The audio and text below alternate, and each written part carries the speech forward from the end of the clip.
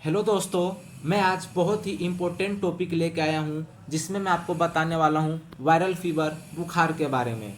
यानी इसमें हम देखेंगे वायरल फीवर क्या होता है, क्यों होता है, इसके सिम्टम्स क्या क्या होते हैं, उसकी मेडिसिन क्या होती है और उस मेडिसिन के डोज के बारे में देखेंगे। यानी हम कंप्लीट डिटेल जानने वाले हैं वायरल फीवर के बारे में। तो आइए इस वीडियो को स्टार्ट करते हैं। सबसे पहले देखते हैं वायरल फीवर होता क्या है। तो ये जो होता है वायरल इन्फेक्शन के द्वारा होता है, इसीलिए इसको वायरल फीवर कहा जाता है। जब हमारी बॉडी का टेम्परेचर नॉर्मल से ज़्यादा हो जाता है तो हम उसे बुखार कहते हैं। यानी हमारी बॉडी का जो टेम्परेचर होता है वो नॉर्मली 36 डिग्री सेल्सियस होता है। यदि इससे ज़्यादा टेम्परेचर होता है तो हम उसे बुखार कहते हैं। अब देखते हैं मोड ऑफ ट्रांसमिशन, यानी ये जो वायरल इन्फेक्शन होता है ये कैसे ट्रांसमिट होते हैं, इस चीज़ को देखने वाले हैं। इनहेलेशन, यानी जब हम सांस लेते हैं तो हमारे सांस लेने के साथ ही वो वायरस हमारे बॉडी के अंदर एंटर कर सकता है।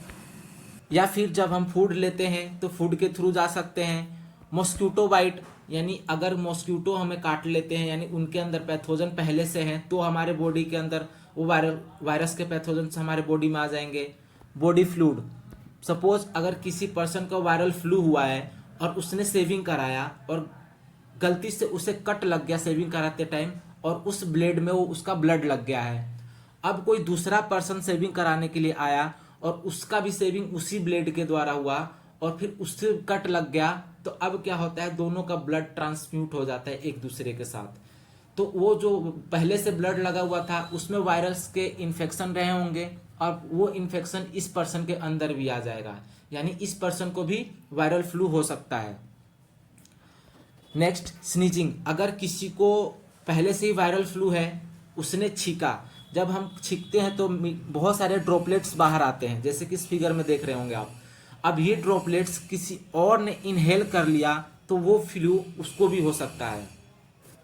तो ये तो थे मोड ऑफ ट्रांसमिशन। अब देखते हैं अगर वायरल फीवर हो गया है तो सिम्टम्स क्या क्या हो सकते हैं।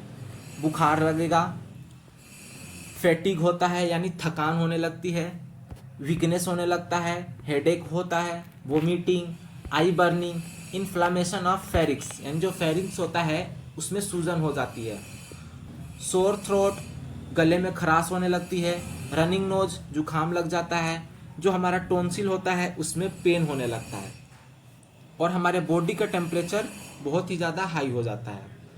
तो ये तो थे वायरल फीवर के सिम्टम्स। अब देखते हैं कॉम्प्लिकेशंस के बारे में। यदि किसी पर्सन को वायरल फीवर हो गया है तो उस दौरान कौन कौन सी कॉम्प्लिकेशन आ सकती है। तो डिहाइड्रेशन हो जाएगा, यानी पानी की कमी हो सकता है, हेल्यूसिनेशन, भ्रम होता है, किडनी फेलियर हो सकता है, लीवर फेलियर हो सकता है, किसी भी प्रकार का नर्व प्रॉब्लम हो सकता है, या फिर वो पेशेंट कोमा में भी जा सकता है। अब देखते हैं वायरल फीवर का ट्रीटमेंट क्या है। तो वायरल फीवर में एंटीपायरेटिक मेडिसिन देना चाहिए। एंटीपायरेटिक मेडिसिन का मतलब है जो बुखार को कम करती है, उसे एंटीपायरेटिक मेडिसिन कहते हैं। एंटी एलर्जिक मेडिसिन देना चाहिए, एंटीवायरल मेडिसिन देना चाहिए, एंटीबायोटिक्स देना चाहिए और मल्टीविटामिन्स भी देना चाहिए, क्योंकि बुखार के दौरान बॉडी में विटामिन्स की कमी होने लगती है। अब देखते हैं एंटीपायरेटिक मेडिसिन कौन कौन सी दे सकते हैं। तो पीसीएम यानी पैरासीटामोल दे सकते हैं, एसिलोफ्लेक दे सकते हैं, आइबुप्रोफेन दे सकते हैं, एस्प्रिन दे सकते हैं और डाइक्लोफेनेक दे सकते हैं। इनका डोज, अगर डोज की बात करें तो ये सब होते हैं एंटीपायरेटिक, यानी बुखार को कम करने के लिए।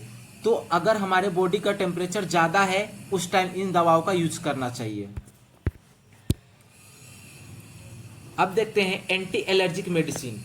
एंटी एलर्जिक में सिट्राजिन देते हैं। सिट्राजिन का डोज की बात करें तो ये टैबलेट फॉर्म में भी होता है और एक लिक्विड फॉर्म में भी होता है। अगर एडल्ट पेशेंट है तो उसे 5 mg बीडी देना चाहिए। बीडी का मतलब होता है 2 टाइम्स, यानी सुबह और शाम। अगर पेशेंट 5 से 10 साल का है तो उसे 5 mg दिन में एक बार देना चाहिए। अगर पेशेंट 6 से 24 मंथ का है तो 2.5 ml BD यानी सुबह शाम 2.5 ml देना चाहिए। अब देखते हैं anti allergic medicine. Anti allergic medicine में मोन्ट्यूलोकास्ट ये दे सकते हैं। अगर इसकी डोज की बात करें, अगर पेशेंट एडल्ट है तो उसे 5 mg BD यानी सुबह शाम देना चाहिए। अगर पेशेंट 5 से 10 साल का है तो 5 mg पर डे देना चाहिए, और 6 से 24 मंथ का है तो सिर्फ 2.5 ml सुबह शाम देना चाहिए। अब देखते हैं एंटीवायरल मेडिसिन्स। एंटीवायरल मेडिसिन में ओसल्टमवीर मेडिसिन दे सकते हैं। इसकी एडल्ट डोज होती है 75 mg BD यानी 75 mg की जो टैबलेट आती है उसे देना चाहिए सुबह शाम। और ये एंटीवायरल मेडिसिन है, इसलिए इसको कुछ दिन तक चलाना चाहिए, यानी 1 वीक तक मिनिमम चलाना चाहिए। तो 5 दिन 7 दिन हम इस मेडिसिन को चला सकते हैं। अब बात करते हैं एंटीबायोटिक्स मेडिसिन की। तो एंटीबायोटिक्स में सिफिक्साइम, एजिथ्रोमाइसिन, एमोक्सिलिन, सिफ्राडॉक्सिल और डॉक्सिलिन दे सकते हैं। ये सब क्या है? ये हमारे सब एंटीबायोटिक्स मेडिसिन होती हैं। Thank you.